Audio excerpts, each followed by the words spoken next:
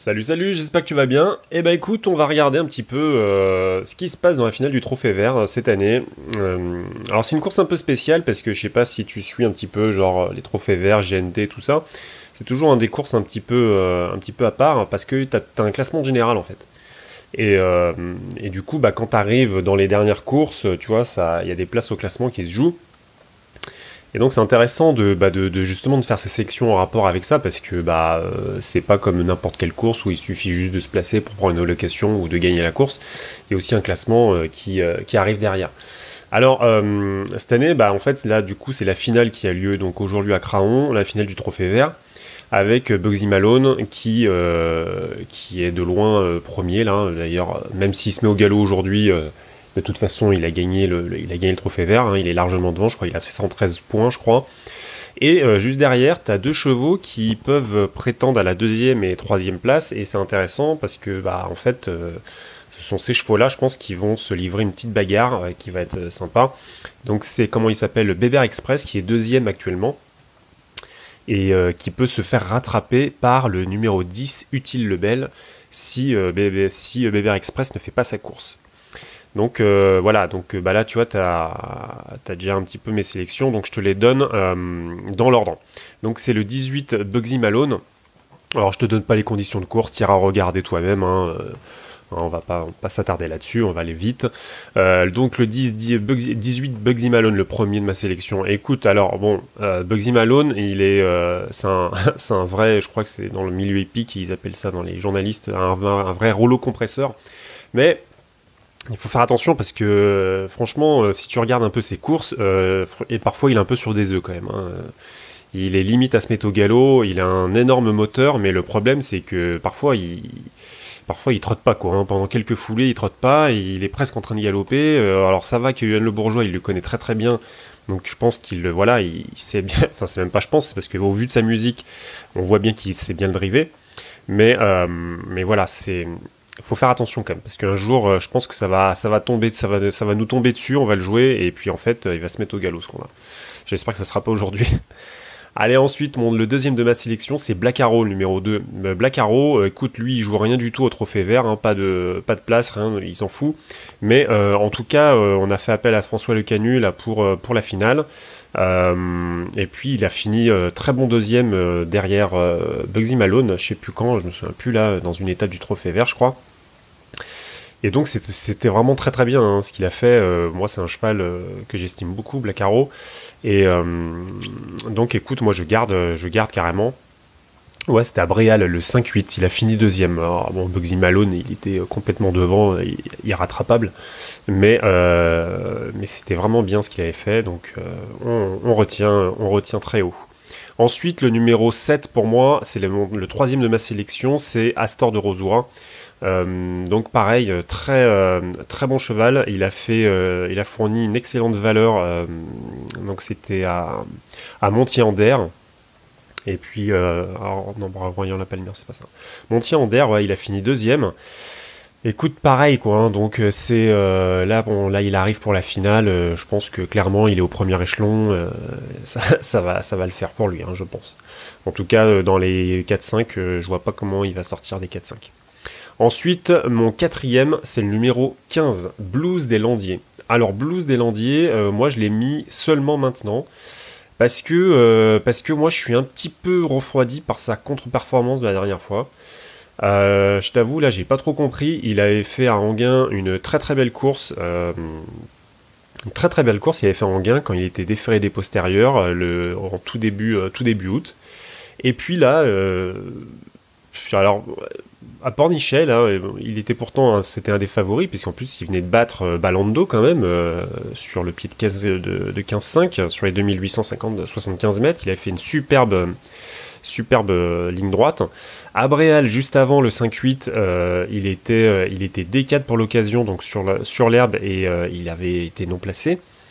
Donc là, tu vois, le problème de Blues des Landiers, c'est que c'est un cheval, on sait très bien qu'il peut faire de superbes performances, il peut être très très fort. Maintenant, là tu vois, en ce moment, je sais pas, moi je le trouve un peu intermittent. Donc Je peux pas l'écarter parce que il est, je pense, voilà, c'est un des favoris de la course, hein, avec Bugsy Malone. Il part au deuxième échelon. J'ai l'impression quand même que devant lui, c'est-à-dire au premier échelon, il y a vraiment des chevaux qui ont vraiment faim, tu vois, qui ont vraiment faim des places. Lui, il joue rien du tout. Et je pense que voilà, c'est juste pour se faire plaisir, pour prendre une alloc, voilà, quelque chose. Mais voilà, c'est pas plus que ça, quoi. Donc voilà, moi j'ai un peu un doute quand même sur la course, sur est-ce qu'il va lui faire sa course, est-ce qu'il va pas le ménager puis lui faire faire je sais pas moi, les 500 derniers mètres par exemple, tu vois, c'est fort possible. C'est fort possible. Maintenant, qu'est-ce que ça va donner? Est-ce que peut-être, je sais pas, les chevaux du premier échelon, ils se seront tous fatigués à prendre la tête, à faire des relais et tout ça, machin, pendant 2500 mètres, et puis après, bah, lui, il aura plus qu'à débouler, placer sa pointe, et puis ça va aller. Je sais pas. Donc moi, je l'ai mis que quatrième, mais voilà, je pense que dans des tickets combinaisons, faut pas l'écarter, hein, c'est dangereux, hein, parce qu'il il est en forme quand même, malgré tout. Il a quand même prouvé qu'il était en forme, et il a battu Balando sur la piste d'Anguin, c'était magnifique, très très belle ligne droite. Donc je pense que c'est un peu dangereux de l'écarter, quoi. Allez, ensuite, mon cinquième, c'est le numéro 4, Bébert Express. Écoute, Bébert Express, c'est un cheval qui est très bon sur l'herbe, et c'est un des chevaux, justement, et en fait, il est deuxième au classement général du Trophée Vert. Je crois qu'il a, 74 points, je crois. Et puis le deuxième, enfin le troisième, c'est Utile Lebel qui a 56 points. Alors il se trouve que au Trophée Vert, à la finale, celui qui le premier, il va prendre 30 points, donc ça sera certainement Bugsy Malone, et le deuxième, il va prendre 20 points. Donc celui, par exemple, imagine, Utile Lebel va viser la deuxième place, ce qui est fort possible. Il peut battre Utile Lebel au classement général. Il peut battre Bébert Express au classement général. Si Bébert Express ne fait absolument aucune valeur, ce qui est voilà. Et vu qu'il a été franchement pas super rassurant ces dernières fois, à Bréal il a fini deuxième, Saint-Jean-de-Mont il a fini 9ème. Enfin tu vois, bon voilà, c'est pas terrible. Donc on peut se demander comment il est le cheval, quoi. Dans quel état il est mentalement, tu vois, physiquement, est-ce qu'il est bien. Mais bon, après voilà, hein, ça enlève pas sa qualité sur l'herbe, il n'y a pas de souci, quoi. Mais voilà, c'est une question qu'on peut se poser, quoi. Hein. Il est dans quel état il est. En tout cas, je pense que son entraîneur, il a tout fait, je pense, pour voilà, quoi, pour l'amener à cette course. Et donc voilà, ça serait, je pense que, à mon avis, il va y avoir une petite bagarre. Alors il va pas falloir qu'il fasse les cons et puis à s'épuiser, à prendre la tête, à reprendre des relais, à reprendre des têtes et des machins, parce que sinon les chevaux ils auront plus de gaz à arriver dans les 500 derniers mètres. Donc voilà, mais bon, je pense que ça va être assez intéressant de voir cette mini bagarre dans la course entre le 4 et le 10. Et ça serait vraiment dommage que tu ne mettes pas ces chevaux dans tes tickets. Et donc, on enchaîne tout de suite avec mon numéro, le sixième de ma sélection, c'est le numéro 10, Utile Lebel. Utile Lebel, justement, voilà, hein, c'est les mêmes cas que Bébert Express, sauf que moi, Utile Lebel, il me paraît quand même en meilleure condition. Donc je trouve que voilà, c'est bien de l'intégrer dans un ticket, surtout que lui il peut jouer la deuxième place au classement général si Bébert Express ne fait pas sa valeur, donc voilà, faut bien le garder aussi. Et ensuite, alors ensuite, bon, j'en ai mis que 7, hein, d'accord, hein, mais après je vais te parler de deux bons outsiders qui me semblent quand même pas mal. Donc Bingo d'attaque, le numéro 8, c'est mon 7ème.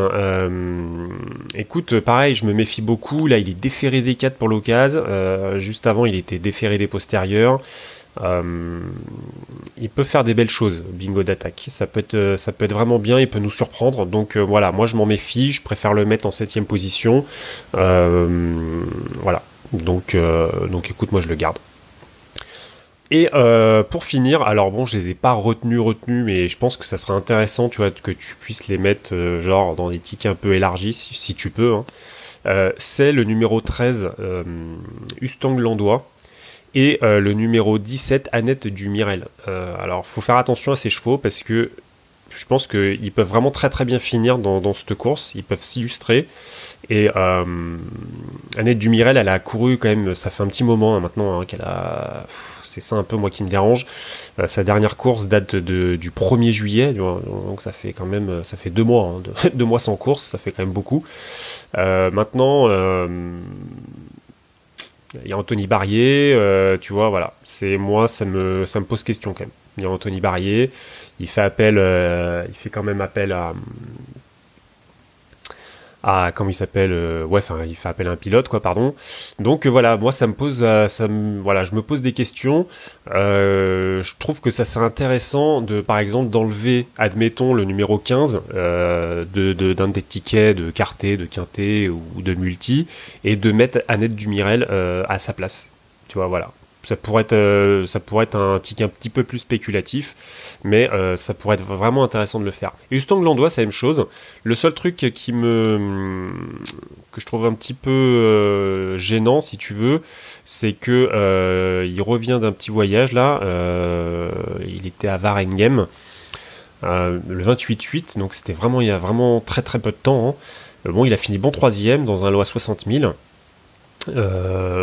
C'était bien, hein, mais voilà, maintenant, voilà. Bon, c'est pas mal, c'est bien. Franchement, ses courses sont bonnes. Faut faire attention. Enfin, lui, il joue rien spécialement au classement général, donc bon, il est au 2e échelon. Tu te dis, ouais, à quoi ça sert de le jouer? C'est vrai que ouais, pourquoi pas, mais il faut se méfier quand même parce que il est quand même bon. Hein, Ustang Landois, il sait vraiment bien finir ses courses. Donc pareil quoi, hein, il va être, je pense qu'ils vont pas le driver, il va pas le brusquer. Tu vois, il vient de faire une course il y a à peine 4-5 jours. Donc il va pas le brusquer quoi, mais sur une pointe, pareil, je pense qu'il peut vite débouler, puis il peut faire très mal. Donc voilà, donc je te donne ma sélection tout de suite. Numéro 18, Bugsy Malone. Numéro 2, Black Arrow. Numéro 7, Astor de Rosoy. Numéro 15, Blues des Landiers. Numéro 4, Bébert Express. Numéro 10, Utile Lebel. Et le numéro 8, Bingo d'attaque. Tu peux rajouter, si tu le veux, le numéro 13, Ustang Landois. Et le numéro 17, Annette Dumirel. Si tu veux jouer dans des tickets un petit peu à combinaison comme ça. Voilà, écoute, je te souhaite bon courage et je te dis à plus, bye.